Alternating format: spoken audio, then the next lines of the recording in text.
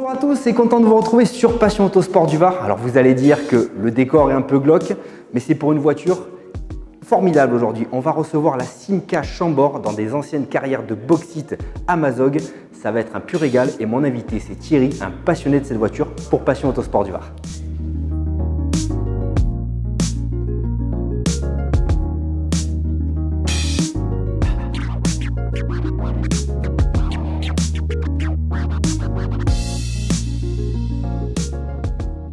Salut, vous allez bien? Bon, alors aujourd'hui j'ai pas pu accompagner notre ami Mathieu pour aller rencontrer Thierry et voir cette belle Chambord 59 de 1959 donc.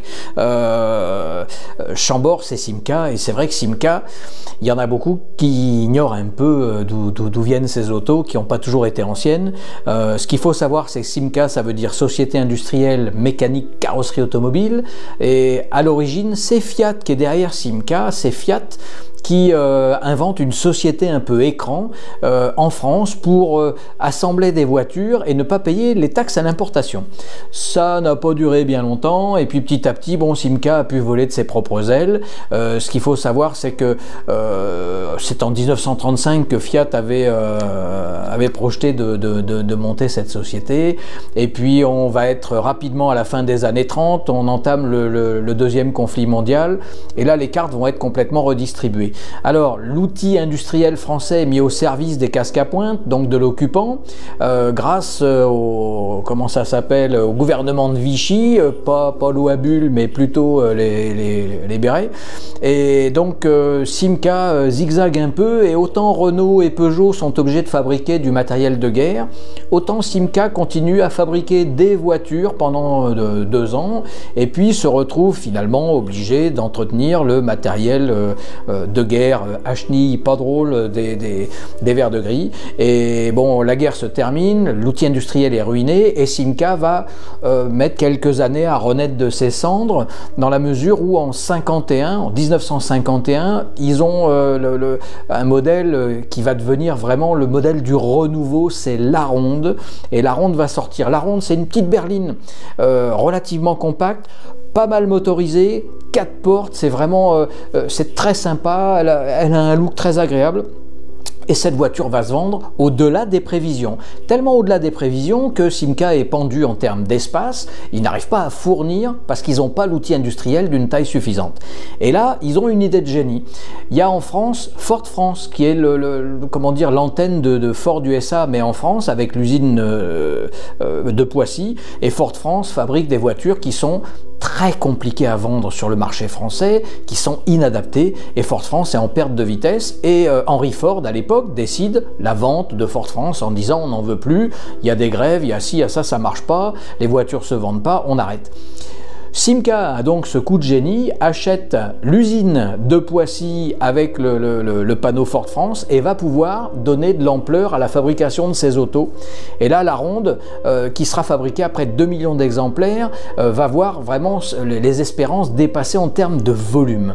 Et là-dessus, on va se trouver toujours dans les années 50 avec la sortie de la grosse berline de chez Simca, le modèle qui nous intéresse aujourd'hui, c'est-à-dire que cette vedette, comme ils vont l'appeler, va profiter du moteur V8 à soupape latérale qui était dans la corbeille quand ils ont acheté Ford France. Ils vont mettre ce moteur dans la berline et faire une berline de très haute gamme, une belle auto avec un gros moteur. Alors, cette série va évoluer au fur et à mesure de l'histoire.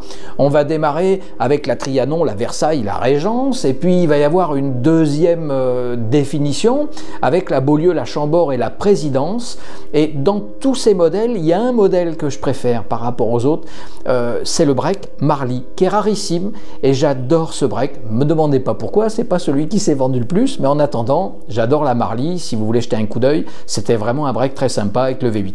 Donc aujourd'hui, celle qui nous préoccupe, c'est une Chambord 59 et Thierry l'a acheté quasiment démonté, le moteur était dans des cartons, pas en carton mais dans des cartons, et vous allez voir une auto qui roule, une auto comme on les aime, et un peu dans son jus, mais ça ajoute à son charme. Pour ce qui est de Simca, terminons avec comment dire, l'historique de Simca.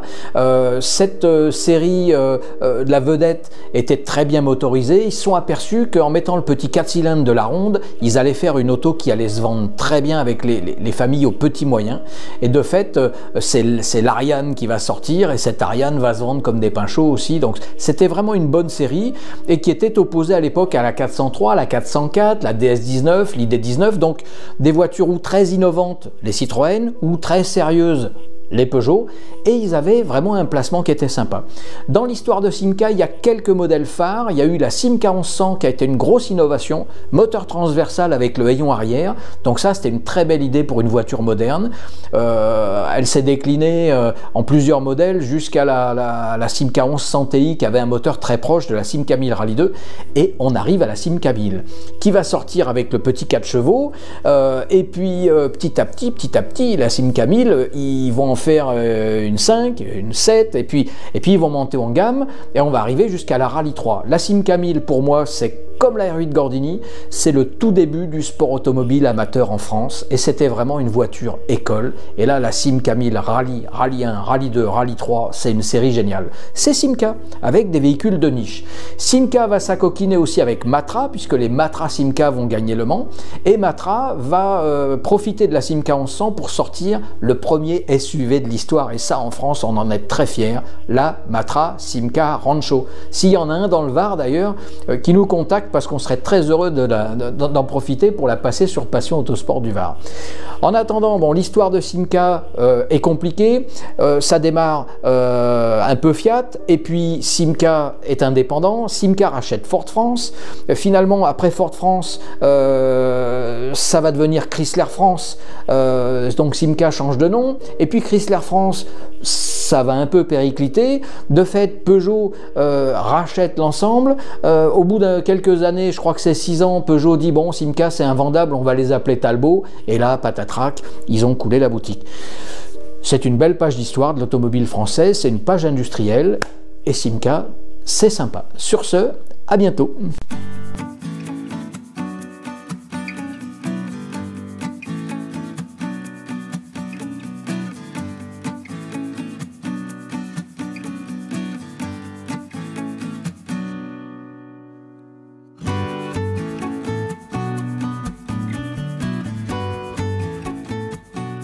Bon Thierry, bonjour Mathieu, comment vas-tu? Avec le beau temps, c'est génial. En Provence, on n'a pas à se plaindre. On est gâtés.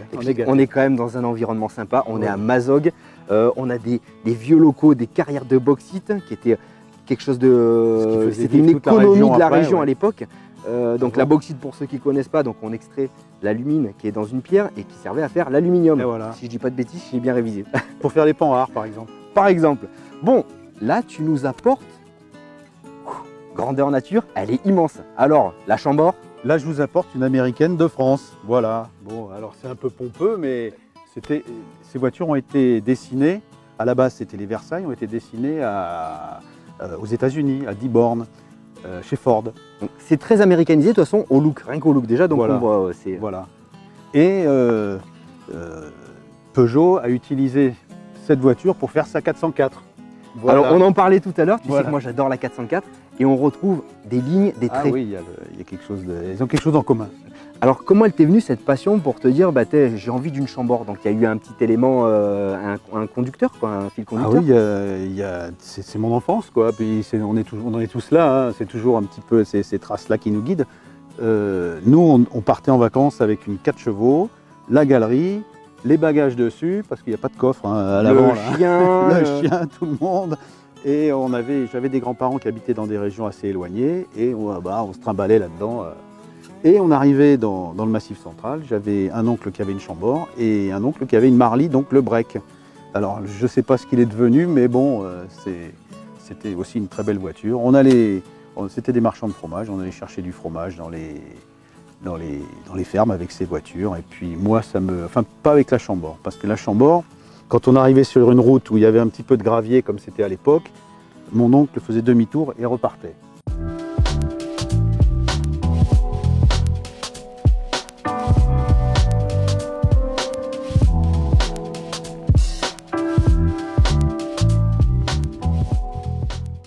Acquisition en 2003, 2003. donc ça fait une paire d'années. Alors, ça dans fait- quel état est le véhicule quand tu l'achètes? Alors, j'ai fait refaire un petit peu l'intérieur et la carrosserie. Alors, l'intérieur a été refait complètement, sauf le ciel de toit, parce qu'il n'est pas trop abîmé et de façon à garder Tu voulais garder les odeurs. cette odeur. Et d'ailleurs, quand on monte dedans, je te disais, ça sent la vieille tonus de mon grand-père à l'époque. Voilà. C'est un peu les mêmes générations, enfin un peu C'est- plus récentes, oh, mais c'est pas- il y a des pas- odeurs pas à 7-8 ans près. je pense que c'est les matériaux de l'époque qui faisaient que c'était comme ça. Donc, et puis je finis. Donc la peinture a été refaite en 2004, 2005, enfin j'ai plus les dates exactes. Tous les flancs blancs, tout ça, c'est grâce au Club Vedette, puisque je fais partie du Club Vedette. Et la mécanique était démontée quand je l'ai acheté, sauf que le moteur avait été refait, quoi. Enfin, il semblerait qu'il n'ait pas été refait, mais il a été révisé. Il n'était pas culassé, donc j'avais l'occasion de voir tout, les pistons, tout ça. Et la boîte de vitesse, tout avait été refait. J'avais plus qu'à remonter tout ça, un puzzle. Donc en fait, pas dans ton malheur, mais donc du coup, le fait d'avoir récupéré cette voiture avec tout en carton, Ça m'a Ça appris à la t'a connaître. permis de la connaître et de vérifier toutes les pièces sans avoir forcément à tout redémonter dès le départ. Exactement. Puis ça m'a Ouais. permis de voir les difficultés qu'il y avait, mais jusqu'à remonter le ventilateur d'air chaud, quoi. Ça paraît tout bête, mais bon, bah, il faut aller en dessous. Il y a des vis assez inaccessibles. Puis Alors, là, c'est pareil, donc tu m'as dit c'est un peu une bande de copains qui se met dans On- l'aventure. on était une bande, on était trois copains principalement, et puis chacun restaurait sa voiture. Donc il y avait une Panhard, une Ford Vedette, et puis la Chambord. Et on a passé 2 ans à restaurer nos voitures, puisque c'était quand même assez loin de la maison, dans une grange. Et puis bon, on y allait surtout le matin pour travailler, et Ouais. l'après-midi, Il on va, faisait, il va nous dire des trucs. et l'après-midi, ben, on avait un copain qui tenait un bar à côté, et puis on n'était pas trop souvent dans la grange, quoi. Ouais, donc il valait mieux pas attaquer les pièces Mais à mécaniques l'époque- l'après-midi, quoi. Voilà. L'après-midi, il valait mieux rien attaquer. Ouais. À l'époque, c'était 0,8 g, et puis on n'a jamais eu d'accident. Alors là, si vous nous regardez, on coupera peut-être un peu, mais non, c'était bon. Allez, à l'époque, c'est vrai qu'on regardait Oui, pas. on regarde. Là-dedans, il n'y a pas de ceinture, fallait dire hein, combien de gars ont conduit ces bagnoles bourrées comme des huîtres. Oui, faut le dire. Faut le dire. Mais bon, ça fait Alors, partie de moi, la je ne l'ai génération. jamais conduit bourré parce que le problème, c'est que quand il faut retrouver les pièces et tout ça, c'est quand même un petit peu un jeu, c'est quand même un jeu de piste, et puis c'est pas toujours évident.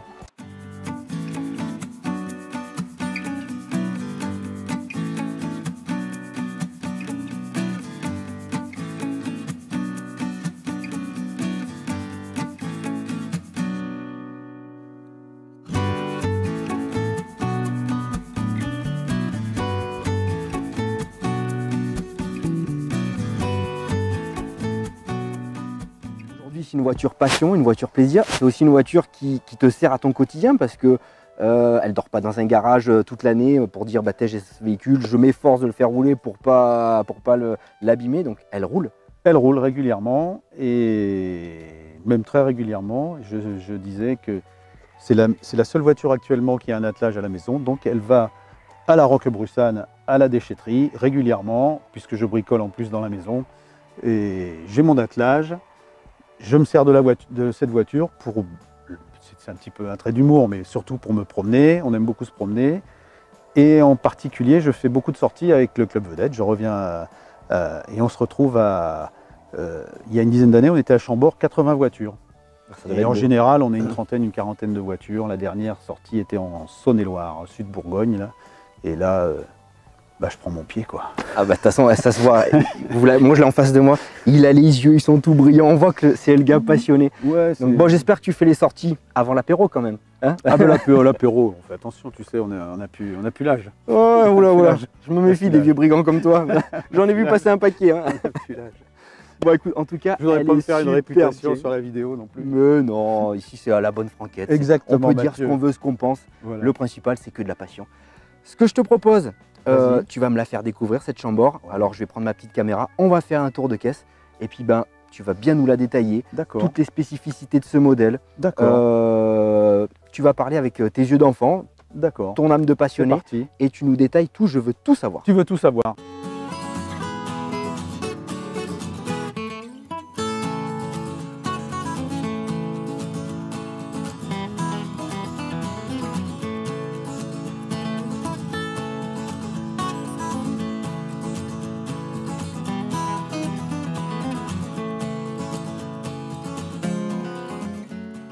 Alors je vous présente cette Simca Chambord qui est de 1959.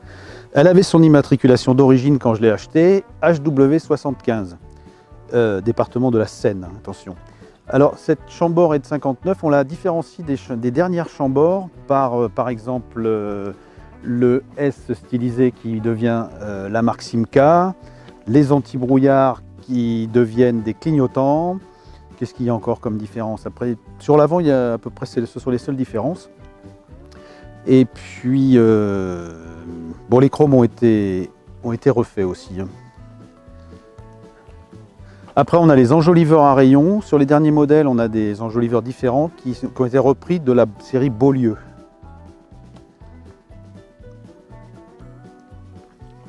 Ensuite, quand on avance un petit peu sur le détail des baguettes, les baguettes des dernières Chambord sont droites et les baguettes de ces premières séries sont inclinées. Là. Ça fait un léger galbe. Donc là, toujours les enjoliveurs. Ensuite, à partir de 1960, les couleurs des stops et des clignotants sont inversées parce que la réglementation avait évolué et les clignotants devaient être jaunes. Ici, on est encore sur le type vraiment américain où quand on appuie sur les stops et qu'on met le clignotant en même temps, c'est le stop qui clignote. Et le reste en bas, ce sont des feux de recul. Alors il y a un attelage qui a une particularité, c'est un hydrocap. Alors l'hydrocap, on en trouve assez peu, c'était pour tracter certains types de caravanes, si je me souviens bien, les Nautins. Donc on est repris avec un banjo double sur le mètre-cylindre pour les spécialistes. Et il ne fonctionne plus, c'est une meilleure garantie pour les freins à l'heure actuelle. Alors je vais vous présenter la partie moteur qui a été bien refaite. Donc pour l'ouvrir, il y a une petite trappe ici. Hop. Voilà. Donc un 8 cylindres de 2,4 litres. Qui est identique à toute la série Versailles ou Chambord, sauf que sur la Versailles, les culasses sont différentes et elle a 4 chevaux de moins. 84 pour celui-là et 80 pour la Versailles. Donc, qu'est-ce qu'il y a comme particularité? Il est propre, il marche bien. J'ai mis un allumage électronique intégral fourni par quelqu'un du Club Vedette là, qui est à l'origine d'ailleurs de la conception des allumages électroniques. Auparavant, j'avais le petit boîtier là qui est aussi une forme d'allumage électronique. Maintenant, tout est dans l'allumeur, dans la tête d'allumeur, ce qui fait qu'il n'y a plus de capsule à dépression, il n'y a plus de condensateur. Je cherche mes mots. Il n'y a plus de condensateur. Et pour le reste, c'est strictement d'origine. Tout est d'origine. Alors voilà l'intérieur de cette voiture. Donc intérieur classique pour l'époque, levier de vitesse au volant, le frein à main qui est en dessous, la boîte à gants avec son bazar, éclairé bien sûr, hein, en haut aussi, la vitre de courtoisie là, très agréable pour ces dames, pardon. Ici, je ne sais même pas s'il y en a une, non, il n'y en a pas. Voilà, que dire de plus? C'est une carte grise 6 places, donc on peut s'installer à 6. Voilà, 3 devant, 3 derrière. Bon, inutile de dire que à 6 adultes, c'est un petit peu étroit. Voilà. Mais bon, dans l'ensemble, on ne le fait pas souvent, on le fait plutôt pour s'amuser, puisqu'on s'amuse avec nos voitures aussi. Mathieu aime bien voir, on va découvrir ce qu'il y a dedans. Donc, il n'y a pas grand chose. Il y a une boîte à pharmacie. Il vaut mieux pas se servir de ce qu'il y a dedans. Et puis le reste c'est le parapluie de madame, les petits fauteuils quand on se promène. Bon, il manque la table, hein. Et puis un petit peu de matériel, on ne sait jamais, courroie, toutes des choses comme ça. Voilà.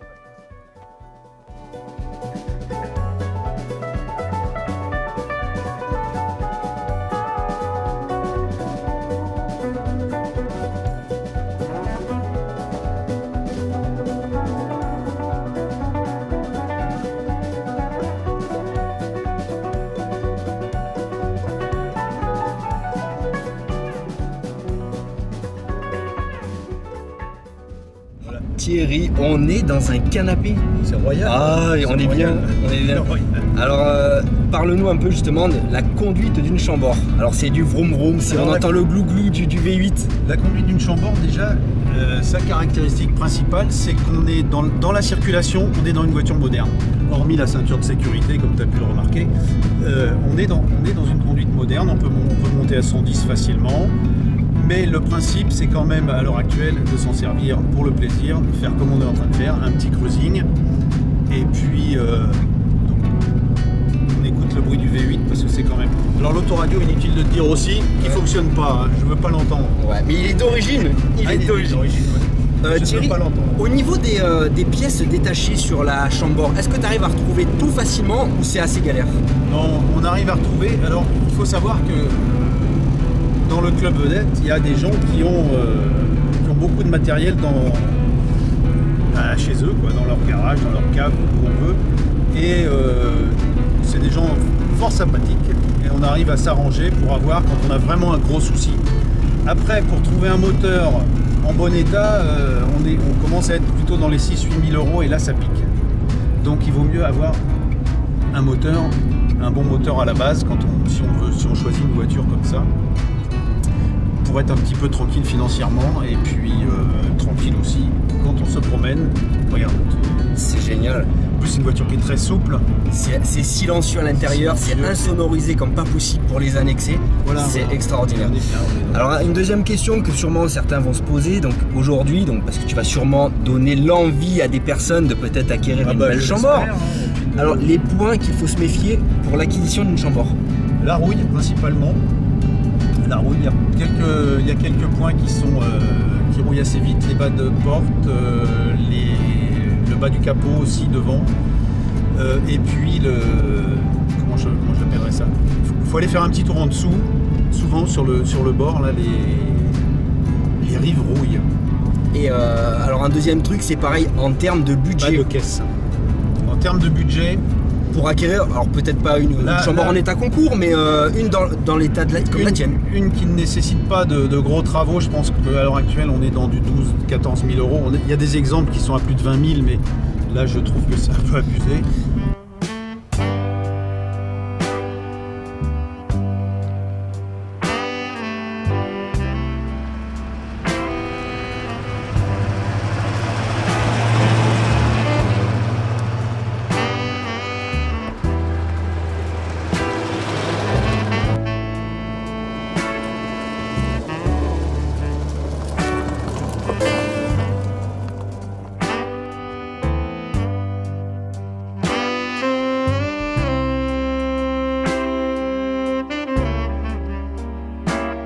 Bon Thierry, merci Mathieu, je t'écoute. de m'avoir présenté cette superbe Simca Chambord.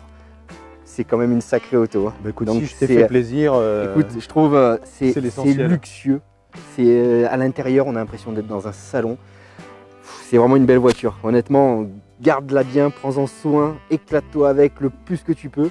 Tu as remarqué que c'était déjà... C'est déjà le cas. C'est les projets. Les projets, c'est de la conserver comme ça. Là, tu m'as fait vraiment plaisir parce qu'on n'en croise pas tous les jours. Et puis, on n'a pas tous les jours l'occasion de monter à côté et puis avoir affaire à des propriétaires passionnés comme toi. Donc moi, tu sais quoi, il y a une tradition, on se fait le bisou. Le bisou qui va bien. Parce que des propriétaires comme toi, j'en veux tous les jours. Et puis moi, merci d'avoir suivi ce reportage sur Passion Autosport du Var. Et je vous retrouve la semaine prochaine. Merci. Il y aura sûrement une traction, tiens. Hein, ça changera un peu. Ça changera un petit peu. Voilà. Mais on est dans la populaire. On est dans la populaire. Donc, bon, populaire, à l'époque, c'était pas forcément une populaire, mais ça fait partie de la gamme des populaires. Voilà. Ouais, mais en tout cas, sacrée auto. Merci mon Thierry. Eh ben, c'est moi qui te remercie, à la Mathieu. semaine prochaine. À bientôt.